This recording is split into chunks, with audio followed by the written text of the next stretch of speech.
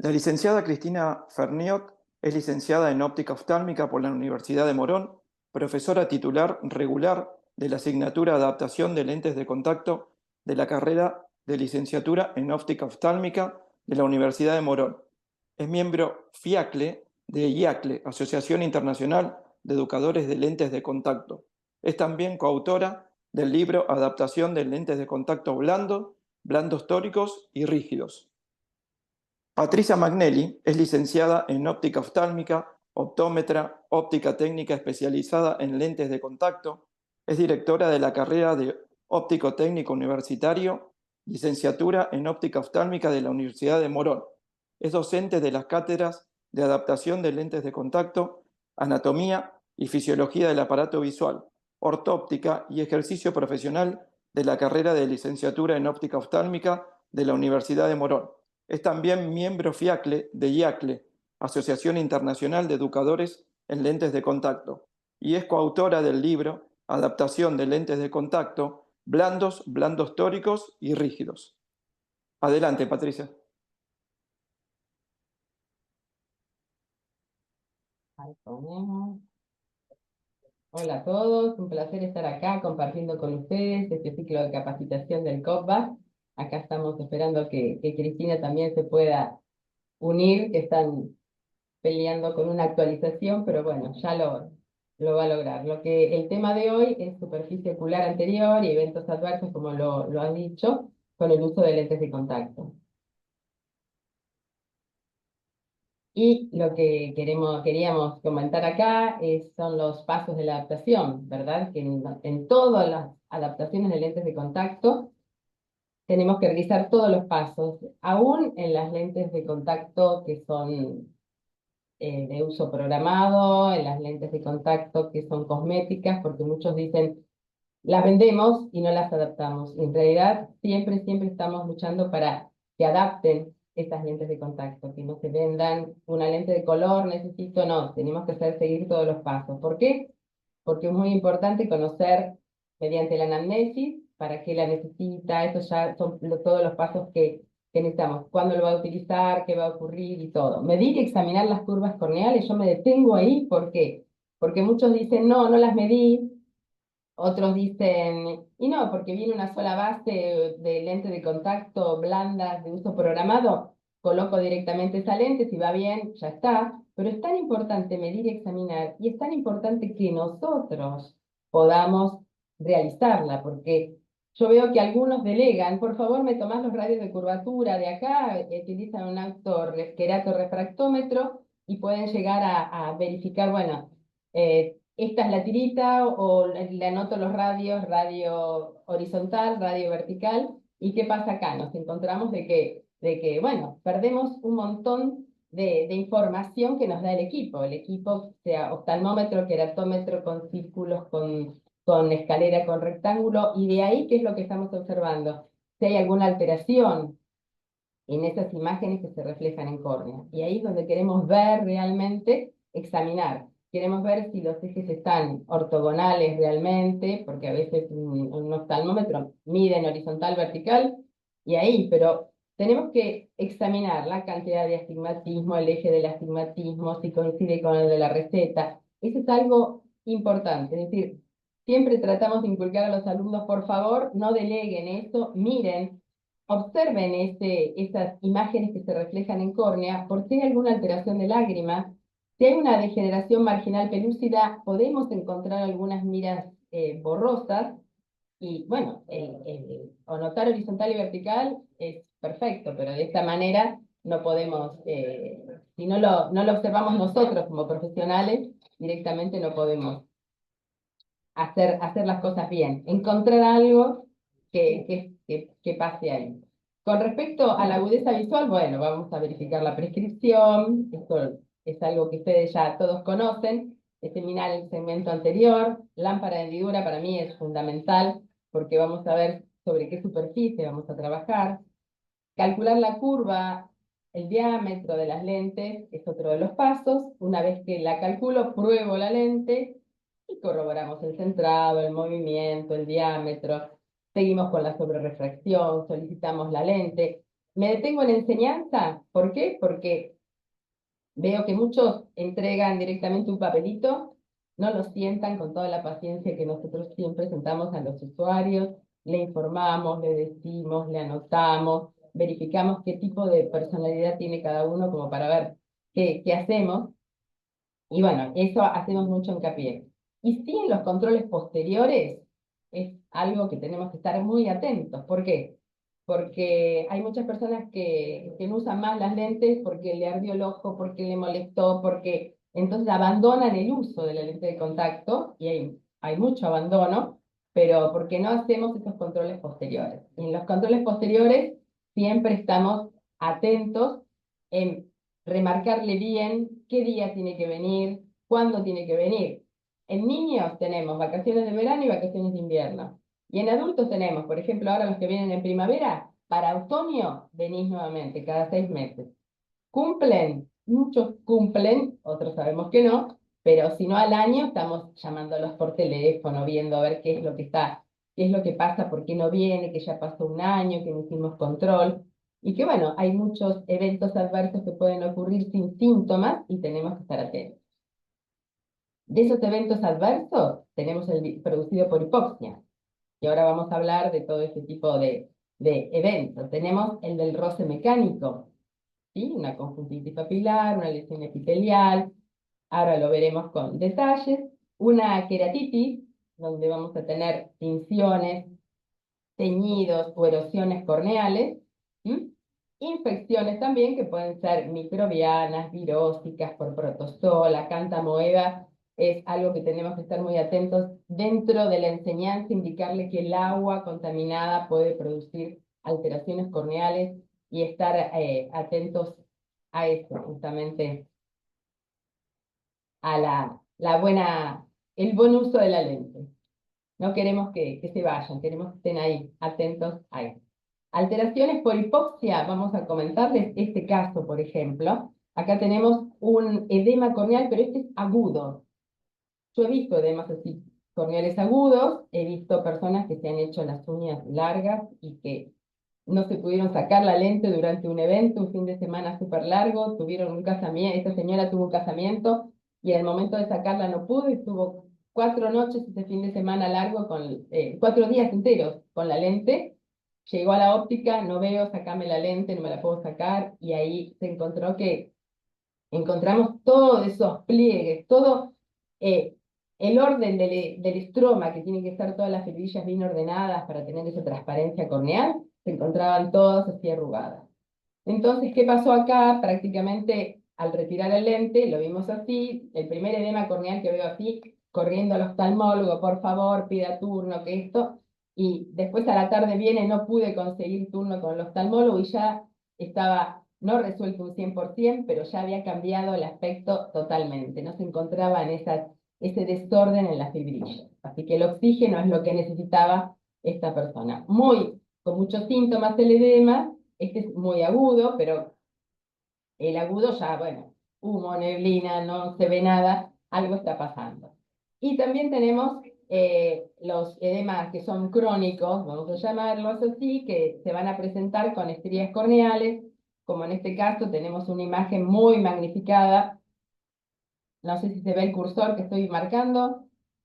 ¿Sí? Perfecto. Entonces, vemos acá que en este paralelepípedo, con una magnificación muy alta, estamos observando que hay pliegues y hay estrías. Hay estrías por acá y en este ojo ya hay pliegues. Y acá podemos determinar la cantidad de edema que tiene. Estos ya son edemas crónicos, ¿verdad? Están mucho tiempo con él. Esto tiene mucha sintomatología, pero una vascularización corneal no tiene sintomatología de decir la persona, ay, me pica, me duele o veo mal. Directamente los vasos van a pasar a córnea y ¿con qué nos encontramos? Con que están pidiendo, la córnea pide auxilio, necesita oxígeno. ¿Y quién le brinda ese oxígeno? Esos vasos que van ahí. Entonces, vamos a ver vasos que están muy recargados con sangre y otros que están como fantasmas. Los fantasmas ya pasaron y van a quedar ahí, pero los que están muy activos, así como muy, muy rojos, ahí directamente son los que tenemos que tener la precaución, bueno, de ver, bueno, de cambiar ahí, ¿qué hacemos? Empezamos a cambiar, ¿qué cambiamos? Cambiamos lo que es la parte de material del lente, que tenga mayor oxigenación, cambiamos el diámetro, quizá empezamos a hacer todo un análisis para ver qué es lo que tenemos que cambiar, ¿verdad? Entonces ahí estamos. Vascularización corneal, la registramos, por ejemplo, ponemos en hora 1, 1 y medio, entre 1 y 2, encontramos una vascularización corneal y ver el tamaño que tiene y ver cuántos milímetros pasó en córnea. Miren acá, en esta foto estamos observando con la lámpara de hendidura en una magnificación muy alta y nos encontramos ahí con lo que son estos vasos en córnea. Prácticamente lo estamos viendo con una retroiluminación con la lámpara de hendidura, o sea que rebota la lámpara, perdón, le rebota el filamento de la lámpara en el iris, regresa y ahí se ven muy lindos. Indirectamente lo vemos, directamente estamos viendo ahí lo que es el, el, eh, el epitelio corneal y todo el espesor de la córnea. En realidad no es el espesor, es el paralepípedo que estamos ubicando ahí en córnea. Vemos al lado que pasa. Este es otro tipo de magnificación, perdón, otro tipo de iluminación, estamos ya con la luz difusa, y nos encontramos con vasos que llegan prácticamente hasta la pupila, así que ahí tranquilo a la paciente que ni se da cuenta que tiene esto, pero nosotros tenemos que estar muy alertas porque tenemos que derivarlo directamente al oftalmólogo y nos vamos a encontrar que, bueno, que muchas veces se produce lo que es el panus.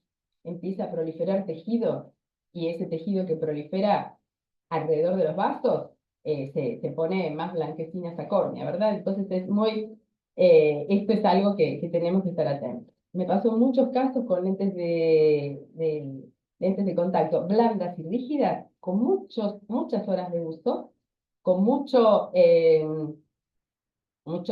vamos a decir, una lente en mal estado, que no se la sacan, que hasta duermen igual con ellos, y bueno, y aparecen con esta vascularización que es indeseable. Pero el mal uso produce justamente este tipo de cosas. Asintomático, igual que los microquistes epiteliales, estos también son asintomáticos. ¿Y con qué nos encontramos? Con estos microquistes que tenemos.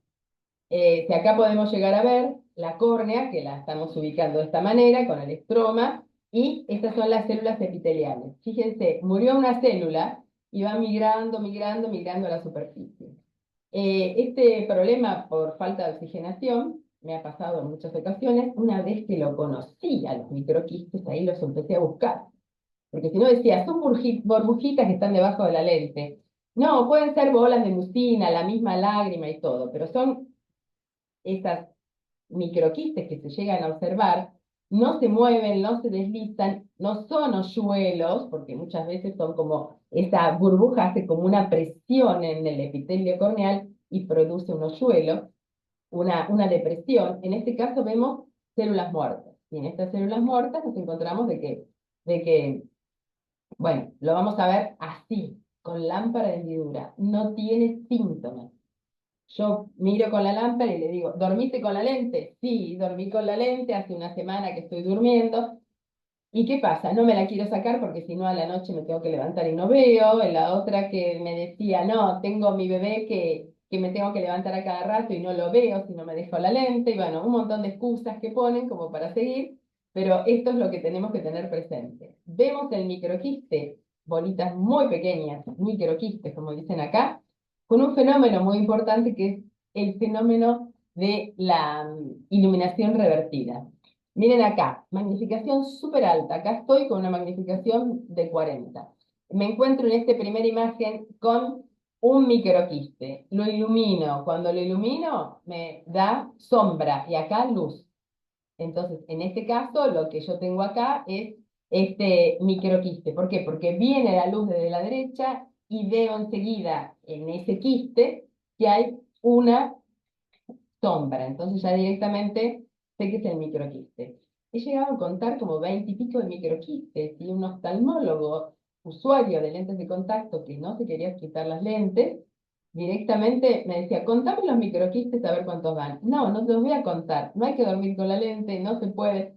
Esto se revierte rápido. El epitelio, me decía, el epitelio va, es rápido en su renovación, así que no hay problema. Yo tengo que dormir con la lente por todo lo que hago. Bueno, problema de él, ¿verdad? Cada uno hace lo que quiere. En estas vacuolas, que ya es una distrofia corneal, estamos viendo que iluminamos de este lado, a ver, acá, iluminamos de acá y hay luz.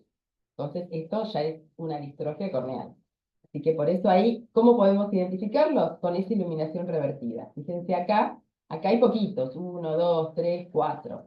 Acá en la escala del profesor Ekstrom, que tenemos de escala graduada, donde después vamos a identificar las anomalías, podemos graduarlas en que nos dice que es leve cuando tenemos 20 microquistes, severo cuando tenemos más de 50 microquistes, que ya altera la agudeza visual.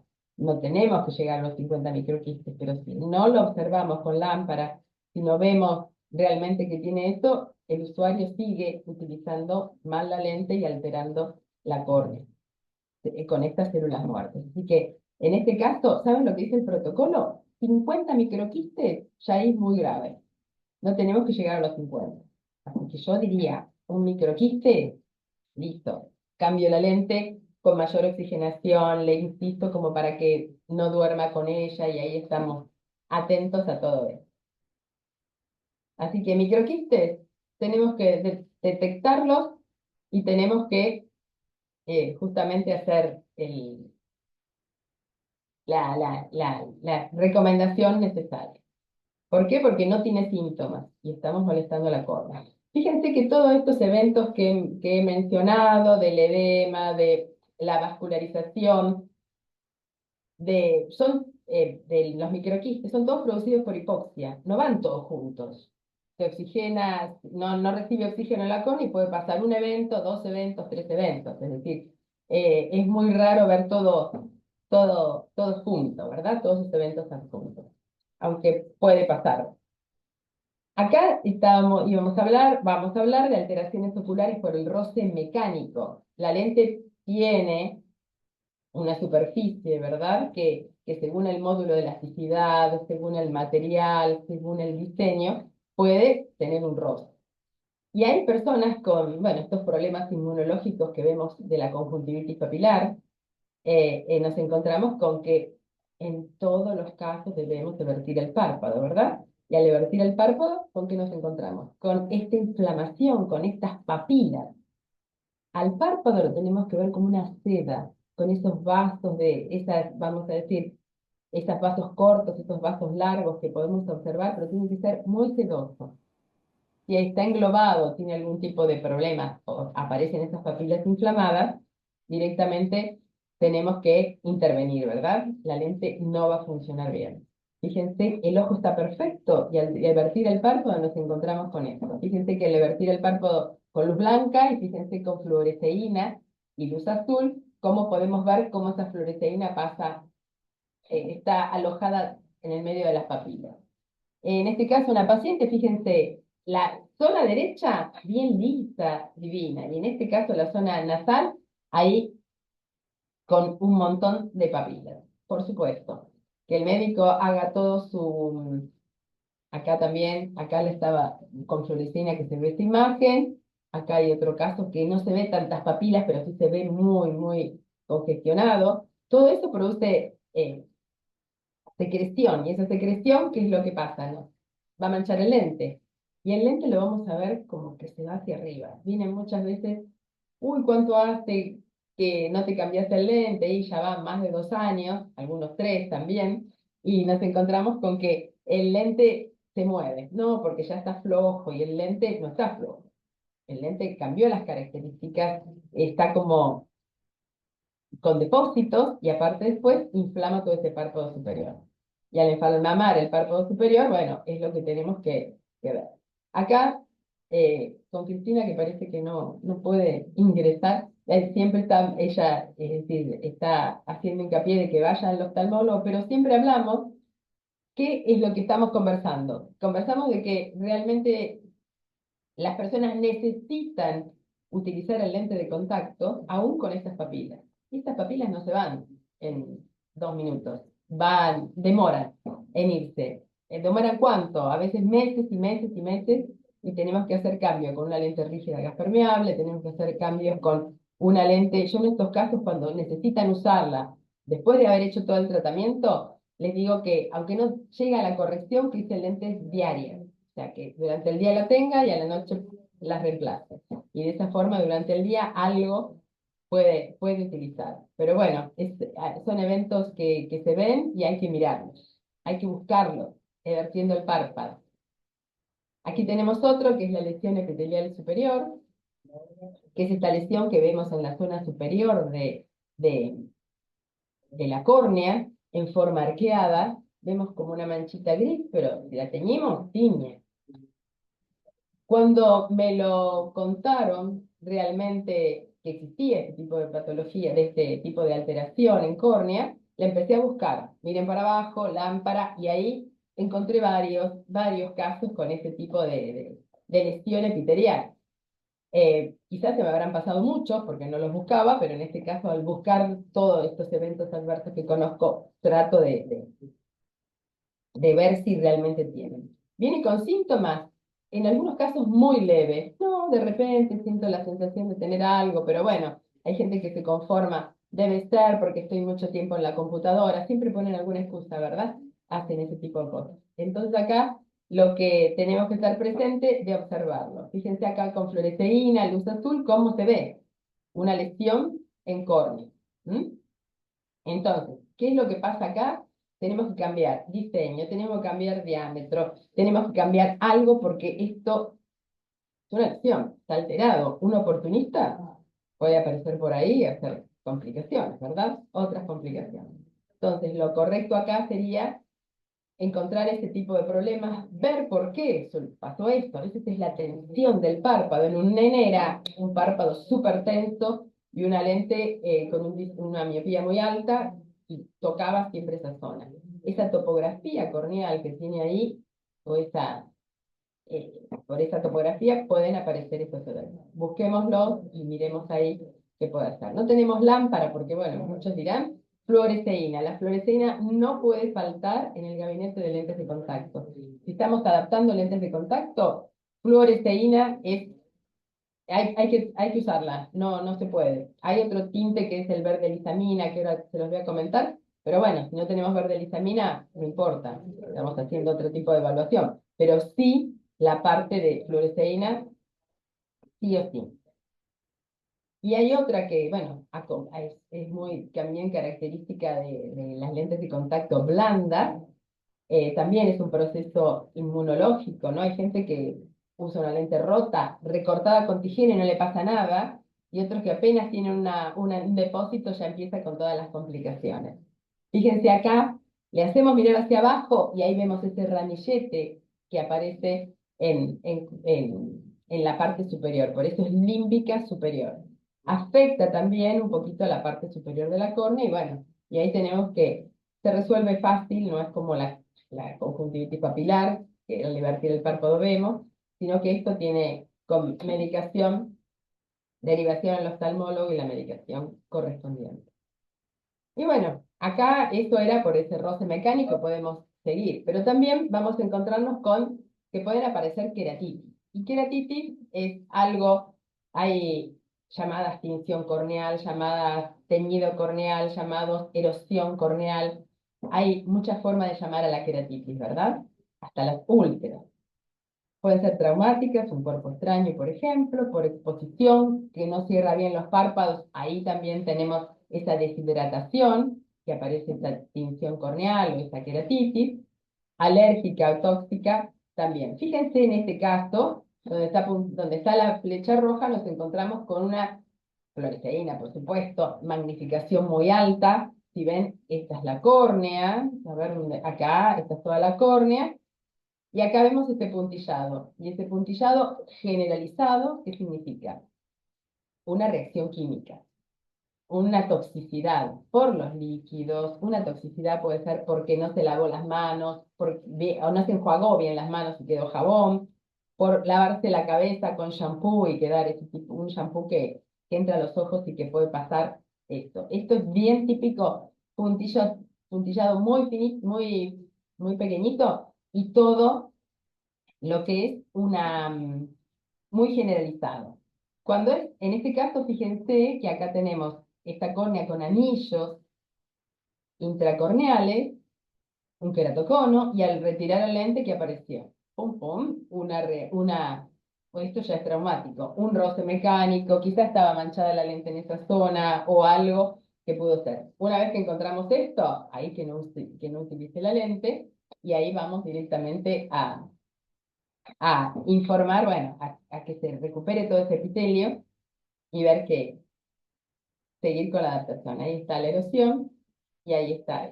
Con respecto a la alérgica, tenemos que empezar a cambiar esto, es decir, se revierte muy fácilmente la parte de esta toxicidad y tenemos que empezar a cambiar líquidos y ver qué pasó.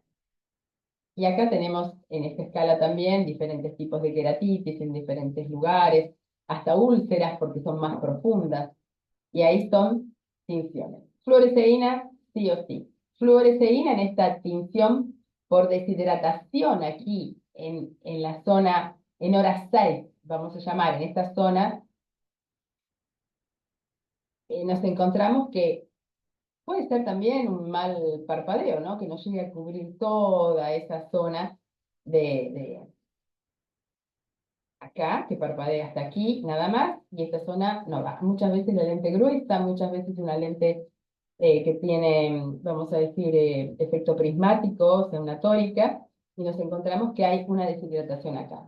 Tenemos que empezar anamnesis y probar y ver cómo lo podemos resolver, ¿verdad? Hay muchas instrucciones que incluso yo tengo folletos que las empresas nos dan y todo, y si no lo buscamos, que lo podemos imprimir y decirle ejercicios para parpadeo. Entonces, siéntese en un espejo, frente al espejo y haga estos ejercicios. Y ahí se los podemos brindar perfectamente. Y bueno, siempre los tengo a mano porque están con el mal parpadeo. Hoy en la era con las computadoras y con la parte de todos los dispositivos electrónicos, ¿qué pasa? No se parpadea como se tiene que parpadear. Ni la cantidad, ni el cierre completo. Así que atención a esto. Hay también otra tinción en hora 3 y en hora 9. Ven como en esta zona también hay una deshidratación. Y en este caso nos encontramos con, es una lente de contacto rígida. ¿Qué tenemos que hacer acá? No podemos dejar esta deshidratación acá. Quizá no es muy profundo, pero ya hay una tinción. No podemos dejarlo.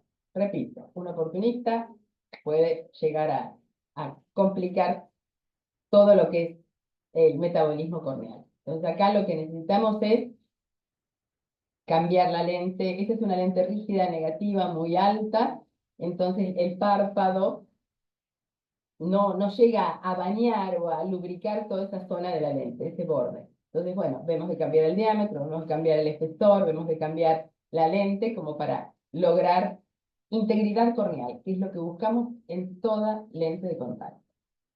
Y también tenemos que estar atentos a lo que es la lágrima, porque hay eventos adversos producidos por una mala calidad o cantidad de lágrimas.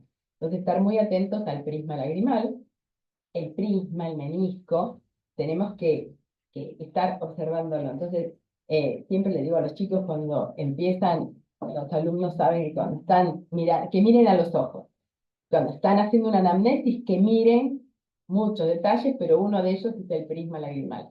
En el prisma lagrimal vamos a tener que medirlo y ver realmente que esté presente. ¿Qué quiere decir? Que, bueno, que la cantidad de lágrimas es buena. Fíjense, cuando aparece una disfunción en las glándulas de meibomio, ya aparece una secreción blanquecina en todo ese borde libre del párpado. Estas glándulas que tenemos que liberan lípidos, nos encontramos que ya están alteradas. Incluso miren aquí también, que está el borde libre del párpado, están las pestañas por acá. El aspecto de este borde libre del párpado no es esa sedosidad, ya está arrugado. Fíjense que tiene telangiectasias, estos vasos que aparecen aquí. Fíjense que tiene como obstrucciones en las glándulas. Hay muchas personas que, bueno, por rosácea aparece este tipo de cosas, Y fíjense el menisco lagrimal, no existe, no está el brillo aquí abajo, no está ni en el, siempre tenemos el menisco lagrimal inferior y superior. Entonces tenemos que estar mirando estos dos meniscos. Y acá está totalmente ausente. ¿Qué tenemos acá? Mala cantidad de lágrimas, con seguridad. Estas glándulas de meibomio no están liberando el lípido como realmente corresponde, vamos a tener problemas de evaporación. Así que esto es lo que está pasando en este caso. También en la lámpara tenemos el equipo software donde podemos ver estas glándulas de meibomio con un meibograma, en meibiografía que se llama. Entonces podemos ver que estas glándulas aquí están bien paralelas. Acá ya empieza, aquí hay tortuosidad, aquí ya no está del todo bien. Miren acá la tortuosidad que tienen. Es decir, lo que tenemos que estar acá atentos a que eso esté bien. Muchas veces con quien tenga un autoquerato refractómetro, con la misma luz le bajamos el párpado y podemos observar también el recorrido de esas glándulas de meibomio. Así que hay que empezar a hacer pruebas, una linterna, observamos ahí ese recorrido. Y si vemos alteración, bueno, ya sabemos de que tenemos que tener otro recaudo en la adaptación de lentes de contacto. Siempre, bueno, Cristina me dice, ¿se adapta en estos casos? Sí, se adapta en estos casos y con toda la precaución, buscando diseño, material, horas de uso y bueno, y todo lo que se necesita para estar ahí atentos a esa adaptación que viene complicada, ¿verdad? Lo mismo la epiteliopatía palpebral. Cuando yo empecé a conocer de epiteliopatía palpebral, empecé a ver qué pasaba y bueno, y ahí vemos. Fíjense que este es una magnificación alta, el borde libre del párpado, y tenemos una línea media que se llama la línea de Marx, que separa el párpado anterior, donde están las pestañas, del párpado posterior, donde están las glándulas de meibomio. Y en esta línea, fíjense que está muy pareja, pareja, y ahí la tienen prácticamente como si fuese una línea. Esa línea la teníamos con verde lisamina. ¿Se puede ver con fluoresceína? Sí, pero con verde lisamina está mucho mejor. Cuando hay alguna alteración en esa línea, que esa línea en lugar de ser perfecta, empieza como ahí se altera, ¿verdad? Ahí ya sabemos, fíjense que acá no es la línea perfecta, acá tampoco, donde están las flechas negras, la línea ahí se está con verde lisamina, donde están las flechas, la línea ya se va extendiendo. Y ese es el limpio parabrisas que funciona mal. Y al funcionar mal este limpio parabrisas, ¿qué es lo que ocurre? No distribuye en forma pareja lo que es la lágrima. Entonces, al no distribuir en forma pareja, ya sabemos que hay una alteración de esa lágrima. Y ahí sabemos que hay una alteración que tenemos que tener precaución en qué lente utilizamos, cuántas horas lo tiene que utilizar, y bueno, y estar atentos a eso. Entonces, ¿qué nos dice aquí? Que tenemos que estar atentos a esa línea, a esa epiteliopatía palpebral. Hay otros también que tenemos que estar atentos, que es un signo de ojo seco o de problemas en lágrima más que nada, y es el lip cough. El lip cough serían como esos pliegues conjuntivales. Fíjense, yo tengo el ojo acá, en estas áreas es donde vamos a observarlos. Le hacemos mirar hacia arriba y miramos la conjuntiva, mejor dicho, el fornix en esta zona. ¿Y qué nos vamos a encontrar? Como que hay La pliegues cámara sigue cerrada, ¿no? ¿El de, qué? La de... cámara. El video, sí. No, no es video. ¿Se escucha bien? ¿Hay algún Sí, problema? Patricia, disculpa, había justo un micrófono activado, pero No, bueno, gracias. No, pensé que había algún problema. Bueno, entonces en estos pliegues conjuntivales nos encontramos que hay todos pliegues y bueno, la lágrima no se distribuye también en forma pareja. Hay que buscarlos, hay que verlos y hay que estar. Así que son algo que tenemos que estar atentos, ¿verdad? Hay muchas cosas. Y también lo que es la parte de alteraciones por infecciones, tenemos que acá sí, mucha atención. Puede haber infecciones y esto es una úlcera periférica inducida por el uso de lentes de contacto. Hay muchos estudios con respecto a estas úlceras. Yo he tenido pacientes hasta con 6 úlceras periféricas, una al lado del otro, estas ulceritas. Las teñimos con fluoresceína y ahí se ven como agujeritos. Una bacteria va a la lente y la lente empieza a contaminar lo que es el epitelio corneal. Esta contaminación forman úlceras, así que acá directamente, y he tenido pacientes sin síntomas, típica de la lente blanda, porque se alojan en la lente blanda y ahí es donde forman este tipo de úlceras periféricas. Entonces, por ese motivo hay que estar muy atentos. Directamente enviar al oftalmólogo, lo mismo en caso de infiltrados. ¿Qué pasa con los infiltrados? Acá venían todas las preguntas que tenía Cristina para hacerme, pero bueno, no pudo. Acá, los infiltrados, es algo que muy típico de lo que es una conjuntivitis virósica, ¿verdad? Y en este tipo de infiltrados nos encontramos que, fíjense que estamos con una magnificación alta, la pupila, el iris, y en córnea, en este paralelepípedo, vemos estos copitos, que vendrían a ser como copitos de nieve blancos que aparecen ahí en córnea. Son típicos de una conjuntivitis o de una infección. ¿Por qué? Porque los glóbulos blancos, todos los linfocitos fueron a atacar ahí a la córnea y quedaron. Entonces, esos están ahí. Muchas veces demoran mucho tiempo en irse y el oftalmólogo nos dice, nos enviamos al oftalmólogo, por supuesto, y el oftalmólogo nos da nos dice directamente que ya podemos colocar lentes de contacto, que ya puede retomar el uso si es que el usuario, y nosotros nos encontramos con esto. ¿Qué pasa? Tenemos que anotarlo, tenemos que marcarlo, y tenemos que tener con fluoresceína a ver si están muy externos. Están externos, no tocamos nada. Si siguen ahí y el médico nos dio la autorización, pueden seguir, ya les digo, tengo pacientes con años de infiltrados porque, bueno, son los soldados que quedaron en la batalla y de a poquito se van yendo. Es decir, pero tenemos que saber que ya pasó la infección, que ya pasó todo el tratamiento y ver, por eso es tan importante la anamnesis. Y una queratitis bacteriana, bueno, ahí tenemos nada, no tocar, no hacer absolutamente nada, vemos un ojo rojo, incluso con un absceso. He tenido pacientes con abscesos, que está toda la córnea con estas marcas blancas, y ahí directamente estas personas vienen con dolor.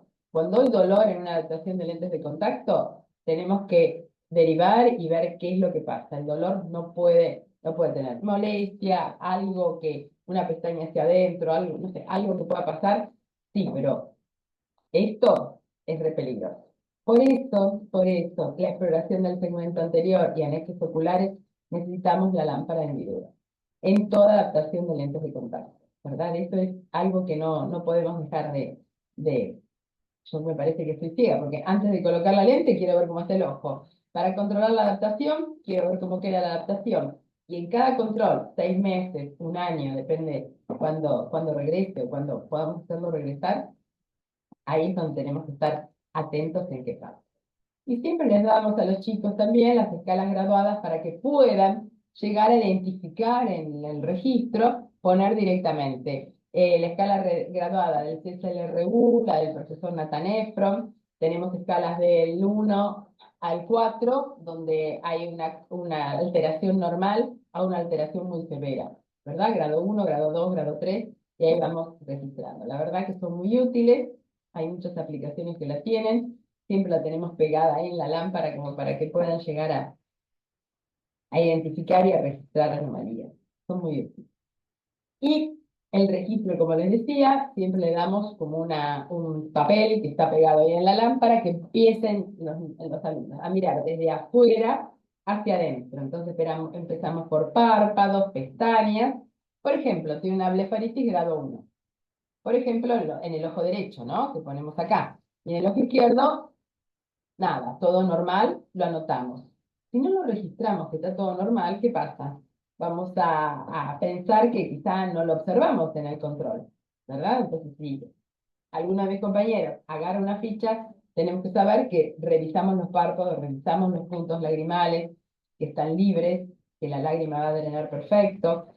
Revisamos la glándula de Meibomio, por ejemplo, una degeneración de la glándula de Meibomio grado 2. Y ahí le notamos Anotamos también el menisco lagrimal, cuánto mide, algo si es normal, si está presente o no, cómo está la conjuntiva vulvar, si hay una hiperemia, anotar el grado, la conjuntiva palpebral, si tiene papilas, en qué grado está. Ahí pusimos unos 5, porque el profesor Nathan Efron siempre ha hecho juegos, ¿no? Con fotos y decía, ¿qué grado tiene estas papilas? Entonces tiene un grado 1, grado 2, grado 3, grado 4. No, estamos entre 1 y 2. Bueno, pongámoslo unos 7, unos 5, y él jugaba con esos números. Realmente todo muy bien. Y bueno, y así seguimos con el film lagrimal, con la córnea, si está vascularizada o no, con células, que puede haber el humor acuoso, ese aceite cuando hay alguna intervención, todo registrarlo.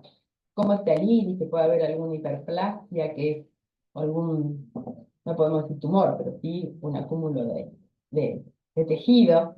Y así, bueno, vamos controlando y que no nos quede nada como para hacer diámetro de pupila, cómo está ese cristalino y cómo está este humor vítreo, se puede ver. Muchas veces no lo vemos. Así que bueno, el registro es fundamental. Y tengamos presente que tenemos que estar siempre capacitándonos y viendo qué pasa, así que les agradezco la atención y bueno, espero ver que si tienen alguna pregunta o algo, me la puedan hacer. No sé cómo.